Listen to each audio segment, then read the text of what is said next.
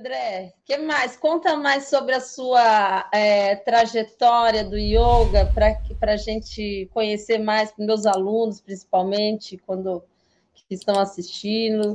Eu sempre falo de você, e agora eu acho que é a oportunidade para eles conhecerem um pouquinho mais sobre quem eu sempre falo. Olha, eu tenho uma trajetória tão cheia de coisas, né? Coisas boas, coisas mais ou menos, né? Como a vida de todo mundo, mas eu acabei fazendo tanta coisa dentro do yoga, uma trajetória que, assim, se eu fosse contar, demoraria muito tempo. Mas eu comecei há 37 anos atrás e aos pouquinhos, né, eu comecei a dar aula de yoga. Eu conheci o meu pai naquela época, que é o Luiz Sérgio de Rose, que é conhecido como o professor de Rose também, ou mestre de Rose, enfim. E eu fiquei com ele durante pelo menos os 10 primeiros anos, assim, eu fiquei com ele, fiquei ao lado dele, junto com o trabalho. Por volta de 1989, eu parei de trabalhar com ele, porque ele não me permitia fazer outras atividades que não fossem yoga, e eu queria dar aula de Tai Chi. Acabei me formando também em Do-in, Shiatsu, Moxa. Comecei curso de acupuntura, não terminei, eu quase fiz, né? E que, aliás, foi quando eu voltei a trabalhar com ele na década de 90, 94, 95, e de lá eu continuei o trabalho junto com ele até 2000. E em 2000 eu abri de novo. Falei, não, não é minha praia, não é o trabalho que eu quero fazer. E aí eu continuei a carreira solo até hoje. Nesse meio tempo, o que aconteceu? Em 87, eu comecei a desenvolver uma série de pesquisas na área de yoga, na época que quase ninguém tinha acesso muito a viagens, livros e tudo mais. E em 88 eu comecei a fazer viagens também para a Argentina. Visitei a Indra Devi. Aliás, a Indra Devi, para quem conhece, foi uma das mais antigas mestras de yoga viva no mundo, e ela faleceu com 103 anos de idade e quase morou comigo no Rio de Janeiro, e é uma pessoa impressionante. Nessas viagens eu acabei fazendo uma coletânea de exercícios corporais. Deram 2.111 posições. E a história disso é interessante porque eu acabei descobrindo com isso que os principais professores de yoga que contribuíram para essa colocação de exercícios de yoga no yoga foram três, né? Foram três personagens. E assim, um foi bom, começou com a Iyengar, né? Que ele lançou um livro. Ele é um indiano, né? Ele lançou um livro com 600 fotos na época e 200 posições. E aí, ok, esse livro ficou muito falado porque ele era o maior compêndio de exercícios corporais, só que ninguém se deu conta que não eram 600 posições, eram posições intermediárias, segurando o pé, estendendo a perna e aí no final a posição. Então ele batia as fotos para mostrar para as pessoas como chegar no exercício, e isso inflacionou o livro. Então, assim, ele mesmo coloca no livro que são mais de 200 posições e 600 fotos. Um tempo depois, eu descobri um indiano, né, que vivia nos Estados Unidos, chamado Dharma Mitra. Só que ele não era indiano. A gente só descobriu depois, e a gente descobriu que era um brasileiro vivendo nos Estados Unidos que fez um compêndio fabuloso, que era um pôster com quase 1.000 posições de yoga, eram 900 e poucas. E ele também fez um pouco disso. Então, nesse compêndio dele, tem entre 700 e 800 posições, mais ou menos, e o resto são posições repetidas, né? Mas também, aí, quando você olha para esse trabalho, você fala, gente, olha, bastante coisa.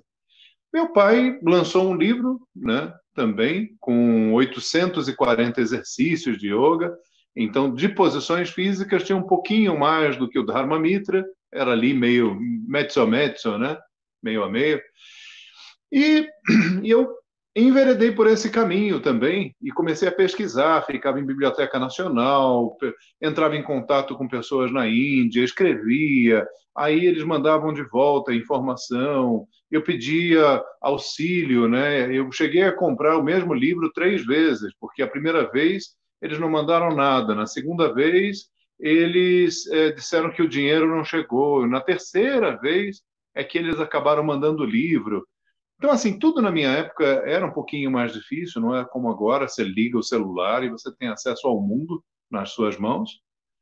E aí, com isso, eu consegui formar um compêndio com 2.111 posições. Esse livro foi lançado na Espanha, né? Chama-se Prática de Yoga Avançado, e eu entrei figurando essa parte de exercícios corporais dentro do livro do meu pai.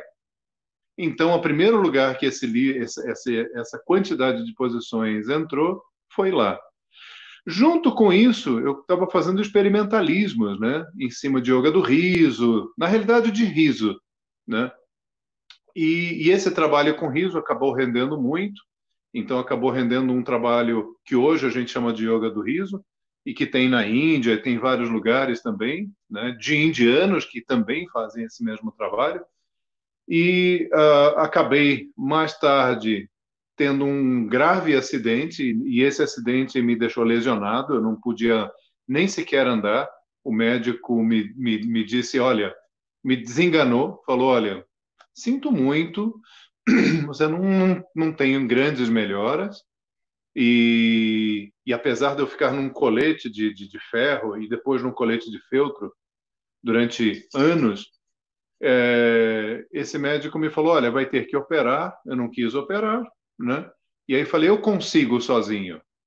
E olha, eu vou te falar, para a tecnologia da época, até que ok, tá? Se eu tivesse feito naquela época, realmente eu não estava mexendo a coluna, porque ele queria imobilizar um setor de 4, 5 vértebras nas costas com titânio, para não me deixar mexer a região.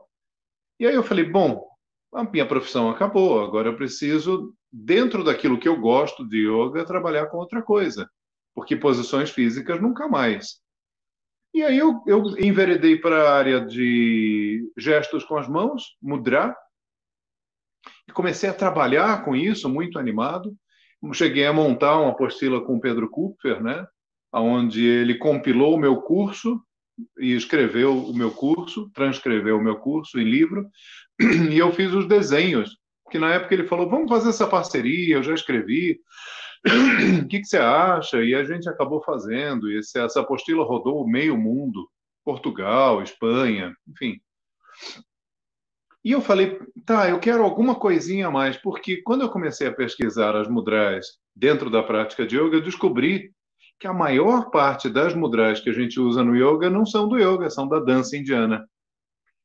E aí eu falei, não, então eu quero uma área que tenha mais a ver comigo. Eu comecei a pesquisar e eu falei, Yoga Nidra.